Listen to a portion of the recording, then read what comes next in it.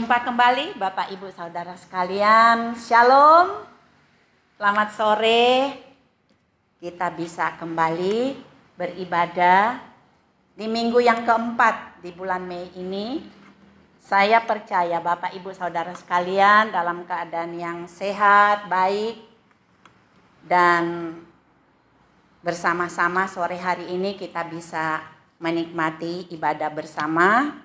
Sekali lagi sekalipun di rumah kita masing-masing. Kembali di sore hari ini tema kita tetap tema yang sama, yaitu amanat agung. Namun tema kita akan pelajari di sore hari ini pentingnya amanat agung bagi orang percaya. Sebelum lebih lanjut kita akan mendengarkan firman Tuhan.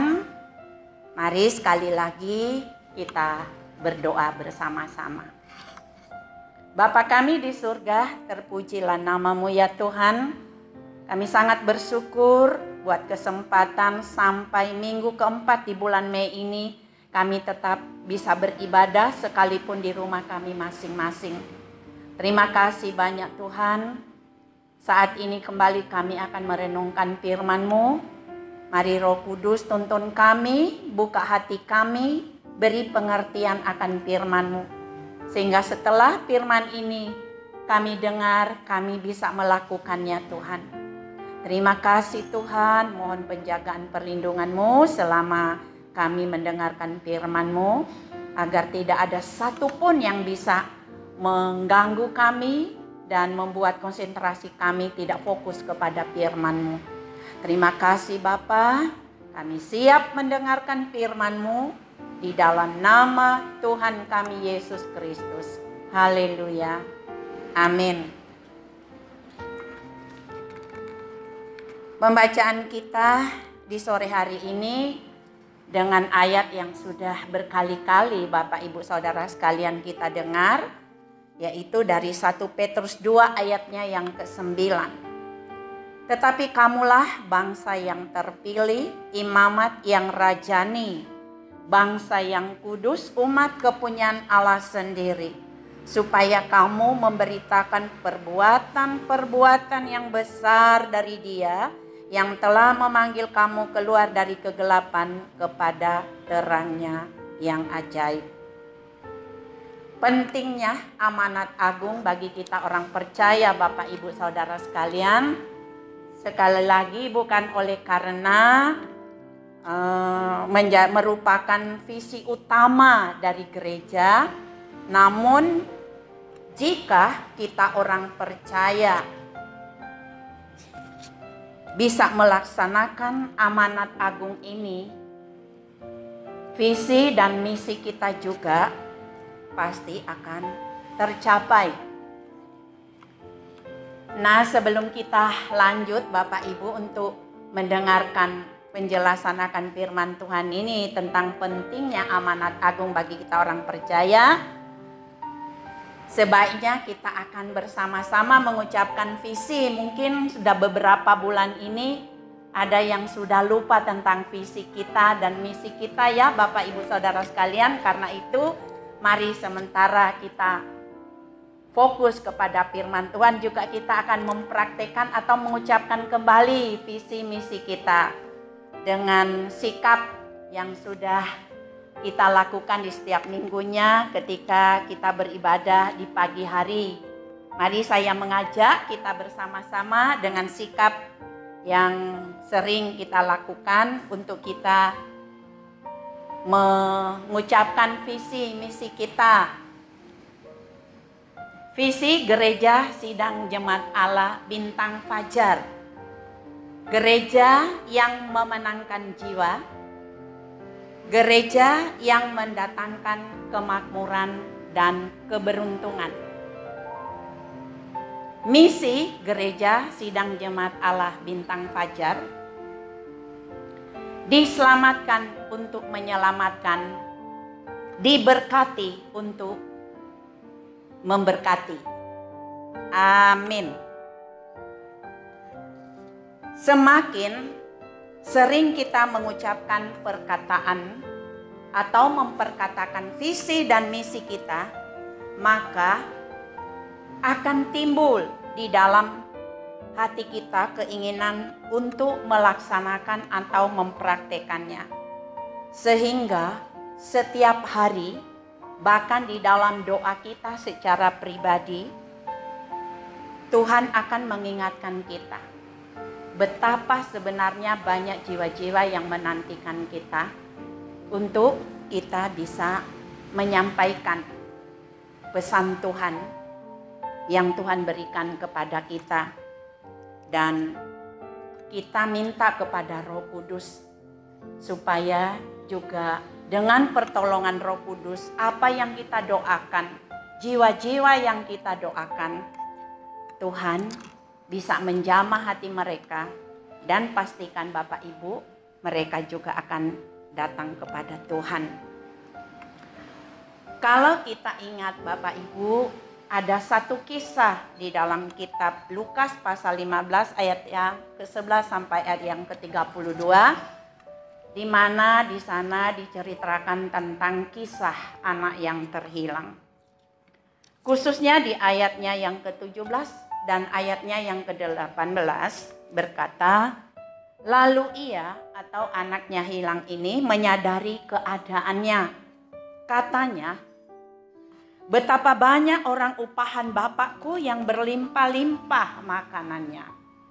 Tetapi aku di sini mati kelaparan. Aku akan bangkit dan pergi kepada bapakku dan berkata kepadanya, Bapa, aku telah berdosa terhadap sorga dan terhadap Bapa. Bapak, Ibu, Saudara sekalian dikasihi Tuhan, kita menyadari dan kita tahu ini adalah satu bukti di mana seorang bapak menunggu anaknya dengan doa, dan dia memastikan dengan doanya kepada Tuhan, meminta Tuhan bisa menjamah hati anaknya, sehingga apa yang terjadi, anaknya sadar dan dia bisa kembali bangkit dan datang kepada bapaknya.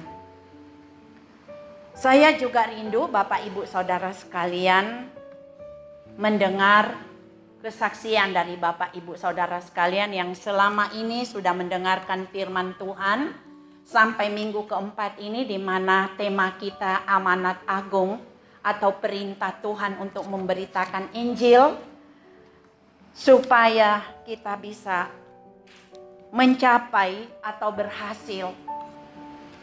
Mari kita bersama-sama dengan kesaksian kita bisa bagikan kepada saudara-saudara seiman kita lewat grup gereja kita atau di WhatsApp ya Bapak Ibu, supaya kita bisa mendengar bersama-sama. Mungkin Bapak Ibu selama ini sudah mempraktekannya, bisa menyampaikan kesaksian, bisa menyadarkan orang atau siapa yang Bapak Ibu sudah temui atau doakan.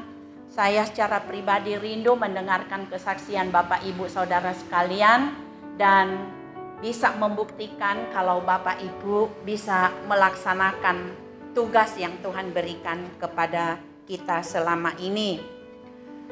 Kesaksian hidup sangatlah penting Bapak Ibu Saudara sekalian ya, karena orang-orang tidak cukup untuk mendengarkan perkataan kita atau kesaksian kita. Mereka lebih mau melihat bukti dari kehidupan kita. Dan kalau di ibadah kenaikan kemarin kita mendengar firman Tuhan bahwa kesaksian hidup adalah sangat penting untuk meyakinkan orang tentang apa yang kita beritakan. Di mana kemarin di ibadah kenaikan ada kesaksian firman Tuhan dari Yohanes pasal 4 tentang perempuan Samaria, di mana dia menunjukkan selain dia berkata kepada orang banyak tentang Tuhan Yesus, tetapi dia juga menunjukkan bahwa ada perubahan hidup dan disaksikan oleh orang-orang yang sementara dia saksikan, dan pada akhirnya dikatakan banyak orang dari kota Samaria percaya kepada Tuhan.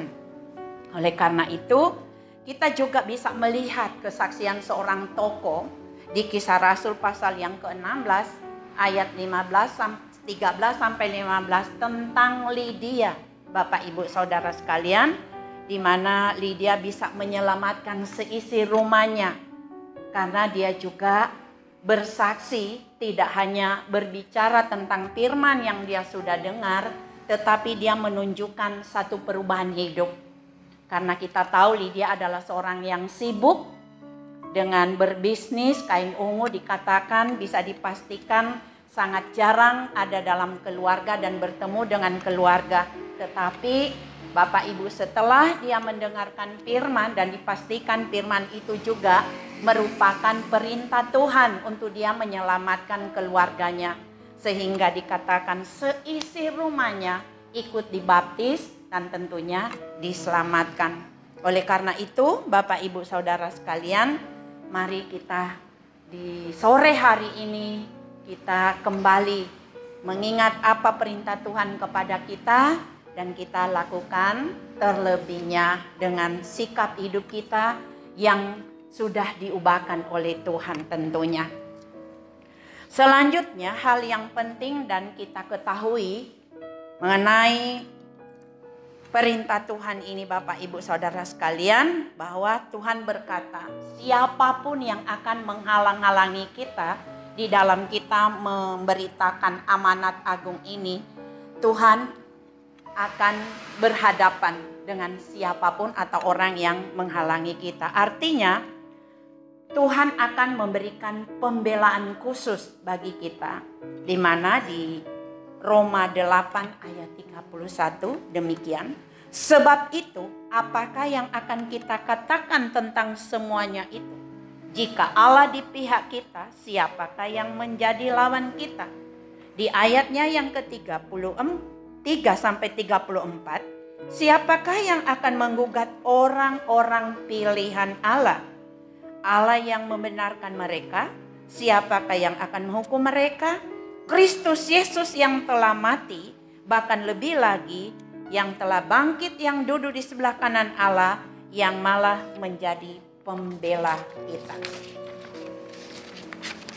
Allah berfirman bahwa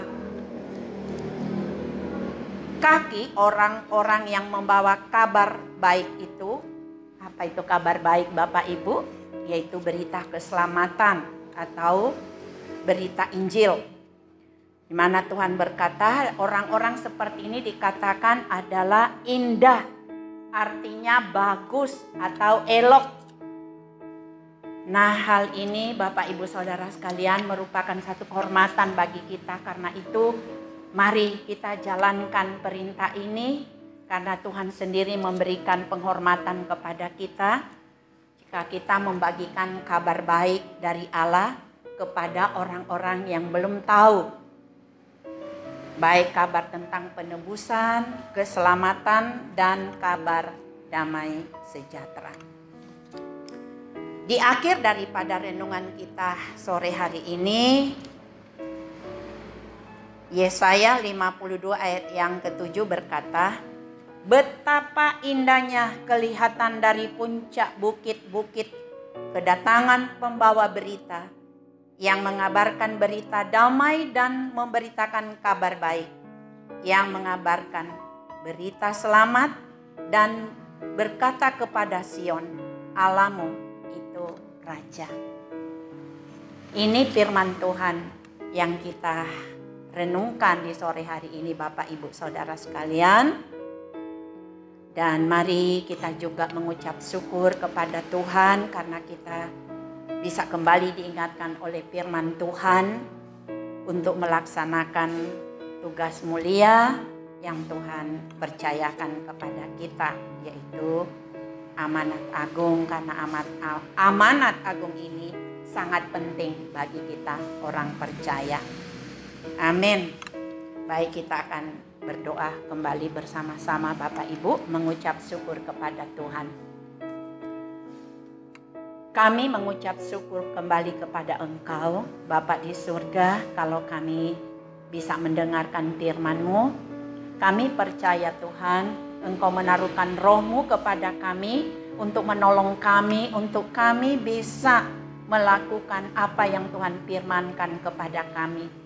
Mari Tuhan pimpin kami, tuntun kami, sampai kami bisa juga mendapatkan hasil untuk kami bisa menggenapi visi dan misi yang Tuhan berikan kepada kami.